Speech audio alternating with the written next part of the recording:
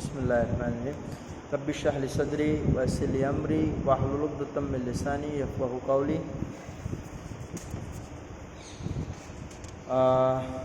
I have already shared with you the summary of this lesson. The title of the lesson is Birth from Snapshot. Before you go to this video, I would request all the students to watch the first video, so you will be able to understand the summary of this lesson. Right? So I am reading from page number 65 from Snapshot. I would request all the students to have the textbook so you can understand it well. Before I read, let me adjust my camera first. Okay, let's begin to read. Though it was nearly midnight when Andrew reached Bringor. So it was the time of midnight, and Dr. Andrew, he reached at his place named Bringor. He found Joe Morgan waiting for him. He saw one person whose name is Joe. He was waiting for him, walking up and down with short step between the closed surgery and the entrance to the house. He was just walking up and down before his house. And at the closed surgery means clinic. At the sight of him, the burly driller's face expressed relief. He was so happy to see doctor. Seeing doctor, he became so happy. In nutshell, when Andrew reached his house at around 12 at night, he caught the sight of Joe Morgan climbing up and down the stair between his small clinic and the entrance to the house. On seeing Andrew, the heavily built driller, Joe heaved a sigh of relief. Next paragraph. Oh, doctor, I am glad to see you. I've been back and forth here this last hour. The miss wants you before time too. So he drew the attention of doctor and saying that he had been waiting for him and he want his help, as his wife is pregnant and she was about to give birth to a child and she required medical attention. She required his help being a doctor, and he was there to call him. Andrew abruptly recalled from the contemplation of his own affair, told Morgan to wait. He was just thinking, Dr. Andrew was thinking about his own affair. Dr. Andrew was thinking about his own girlfriend whose name is Christian, and he just came from that contemplation and he told Morgan to wait, and he decided to go and help Morgan and his wife. He went into the house for his bag. Then together they set out for number 12 Blena Terrace.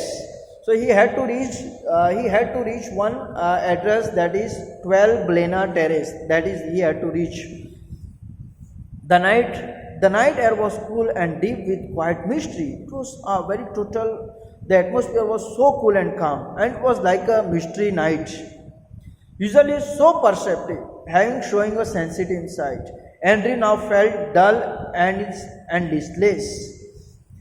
He was so exhausted and he felt dull because he had already had a bad experience with his wife, with his girlfriend whose name is Christian, and he was there thinking about her, and he felt completely exhausted. He had no premonition that this night call would prove unusual, still less that it would influence his whole future in Blenley, and he was not aware this night would be unusual night for him, and it would prove for him miracle for him, right? Because he would not aware that this night was unprecedented night that happened in his life, because the incident that would happen, it was unimaginable for him. In nutshell, Joe Morgan expressed how pleased he was to see Dr. Andrew. He tells Andrew how he has been waiting there for him for about an hour. Now Joe's wife needs Andrew to examine her even before the time of the childbirth. She is in critical situation. On hearing this, Andrew had a sudden flashback of the unpleasant night he had with his girlfriend Christian. But without wasting further time, he told Joe to wait outside while he got his bag. When he came out, they both again walking towards the number 12 Brennan Terrace, where Joe's wife was. It was cool night and the streets was silent. which made it mysterious. Andrew, who generally is full of life and spirit, was silent and lacked energy. Andrew had no idea what the night had in store for him and that it was going to influence his entire life in Blaney. They both walked silently till they reached number 12. As soon as they reached, Joe revealed to Andrew that he doesn't intend on coming it, but he showed full confidence in Andrew. Joe's voice was tense and under pressure. This was an explanation of the second paragraph. The two men walked in silence until they reached the door on number 12. Joe drew up sword. I will not come in, he said, and his voice showed sign of strength. But man, I know you will do it. You will do well for us. So the husband was not ready. Means Joe Morgan was not ready to accompany doctor as he was not able to see the critical and deplorable condition of his wife, and he allowed a doctor to go alone. Let's begin to read the third paragraph.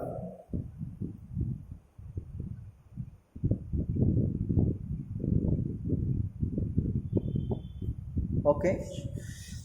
Inside, a narrow stair led up to a small bedroom. There was a small bedroom, and he just climbed the stair.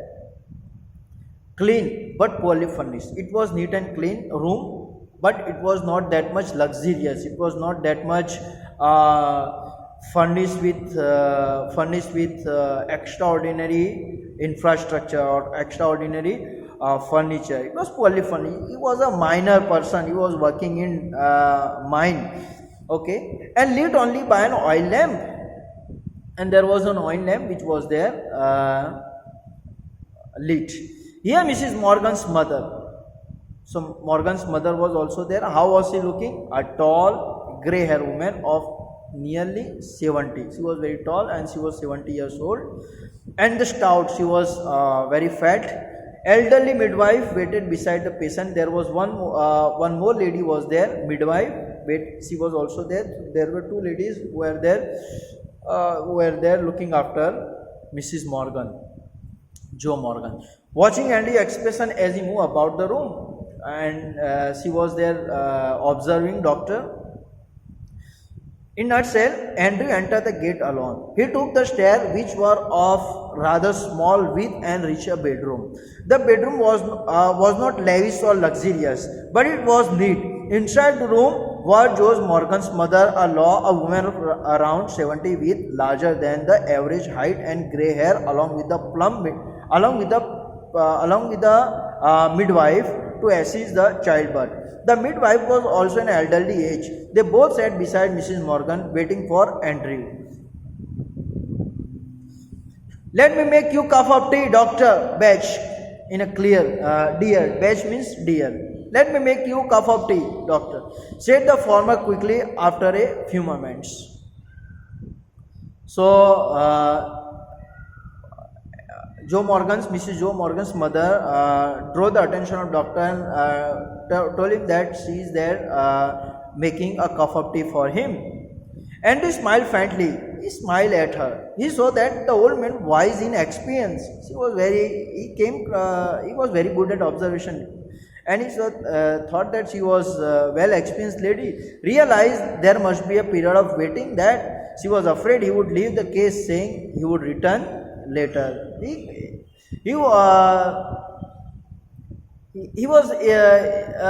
made out very easily that lady was thinking that he would leave the case because it would take time for the delivery of the child. But he assured her, he took her into confidence and told her that he would not leave this place until delivery take place. Don't fret, mother, I will not run away. He assured her, he took her into her confidence and told him that he would not run away. Right? The sweet old lady, Mrs. Morgan's mother, offered Andrew a cup of tea. She addressed Andrew as Batch, means dear, which is used while displaying affection. Realizing that the old lady might be worried about him leaving during the waiting period, he gave her a gentle smile and comforted her by assuring that he will not go away. The fact that she anticipated the period of waiting and was worried about him running away made Andrew realize that she was wise and had plenty of experience. Number 5th paragraph, let's see. Down in the kitchen, he drank the tea which she gave him. He was there drinking tea. Overwrought as he was, means extremely tired and extremely worried. He knew he could not snatch even an hour's sleep if he went home. He was aware that even if he would go home, he would not be able to sleep for 1 hour because he was very much worried. He knew too that the case here would demand all his attention. He was aware that these people required his help. A queer lethargy of spirit came upon him. He became so exhausted and so tired, and lethargy means a lack of energy. Means he was so exhausted and become little bit lazy. He decided to remain until everything was over and decided that he would accompany this lady, he would accompany these people till delivery of the child.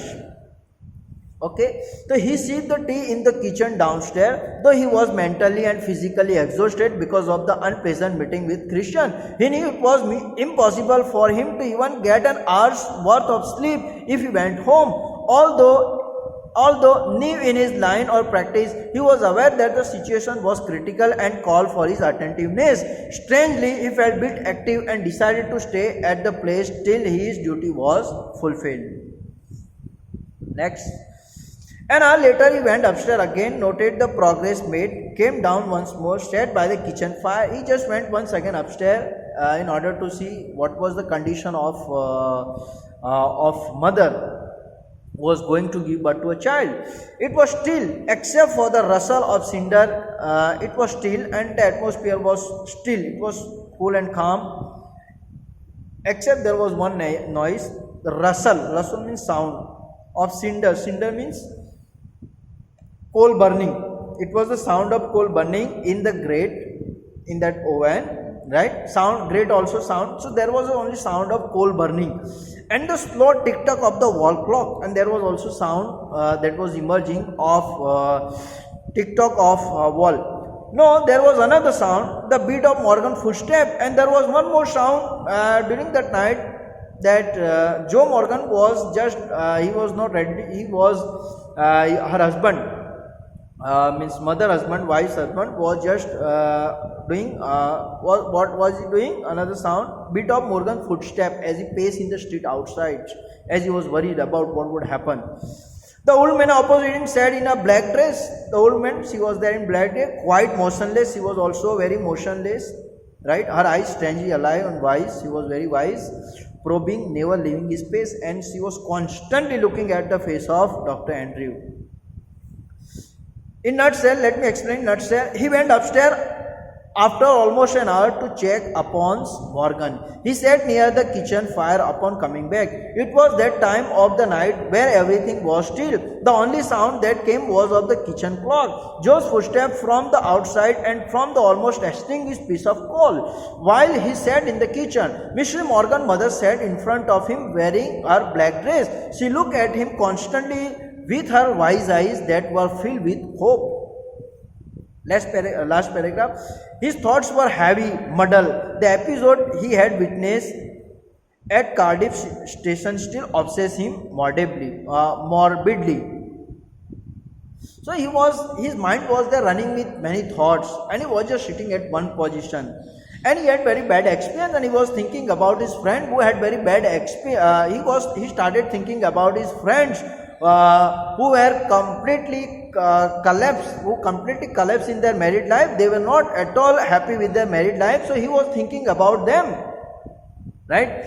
He thought of and he started thinking about, he thought of Bramwell. He started thinking about his friend whose name is Bramwell, foolishly devoted to a woman who deceived, and he thought that this couple, his friend Bramwell, he was being cheated by a woman, and he is in strong love with him. Devoted to a woman who deceived him sordidly, means selfish, sordid and self-seeking. Then he started thinking about Edward Page, bound to the shrewish blonde man, and he was being dominated by a very bad-tempered lady whose name is Blonde Man. She was very bad-tempered, and he was being dominated by his wife. Now he started thinking about third friend Danny living unhappily, and he was apart from his wife. He was living very unhappy married life, right? His reason told him that all these marriages were dismal failure, and he was thinking that all these marriages life were dismal failure. They are not successful at all. So he was thinking about whether he should get married or not, because married life is total failure life. He was the thing. It was a conclusion which in his present state made him wince, and it was painful for him to thinking all about this, because he was in love with he was in rise with love with Christian. He wished to consider marriage an idyllic or idyllic, both pronunciation American and British, idyllic or idyllic state. Idyllic or idyllic means peaceful state. He thought he was in favor of married life, and it's in that marriage life is idyllic state. It is peaceful state. Yes, he could not otherwise continue it with the image of Christian before him, and he started thinking about his own beloved Christian. Her eyes shining towards him, his eyes were shining, her eyes were shining before him, admitted no other conclusion. It was the conflict between his level, doubting mind and his overflowing heart which left him resentful and confused. He was, at the one side, he was positive towards the marriage, towards marital or married life, and at the same time, he was thinking about his friends who were unhappy with their married life, and at the third time he was thinking about his beloved Christian. It was the conflict, and the confusion was there going on in his mind. He let his chin sink upon his chest, and he put his chin upon his chest like this, stretched out his leg, stared broodingly into the fire, and he was looking at the fire and thinking, contemplating, meditating. He remained like this so long, and his thoughts were so filled with Christian that he started when the old man opposite suddenly addressed him, and his silence was broken by that lady who was sitting before him. Her meditation had pursued a different course, and she was thinking in a different way. Let me explain in a nutshell so you can understand well. Clearly, the earlier unpleasant moments with Christian had taken a toll on his mind. He was still being haunted by the incident that took place at Cardiff Station. He began thinking of his friends and acquaintances who have had bad experience in love and marriage. He thought of Bramwell, the woman he loved had cheated on him. He contemplated upon the relationship of Edward Page, who was committed to a dominating woman named Blondman. He reflected upon how Danny is living away from his wife not so happily. All this brought him to an inference or conclusion that made him cringe. He wished to believe that institution of marriage was cheerful one that guaranteed peace and companionship. He also had no other reason to believe otherwise, with Christian shining eyes in his mind. He was undoubtedly facing a conflict with all his mind, heart and soul in disagreement. He thus rested upon his cheek on his chest and pulled out his leg while he glanced at the fireplace. He sat still for a few moments. His mind was still preoccupied with Christian until the old lady broke her silence. She was thinking about something else. We'll begin the third video from here.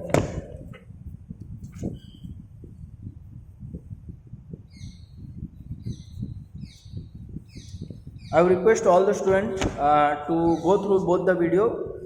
Thank you for listening me patiently, and thank you for watching my video. Almighty Allah bless you all. Remember me in your dua. Okay, may God bless you all.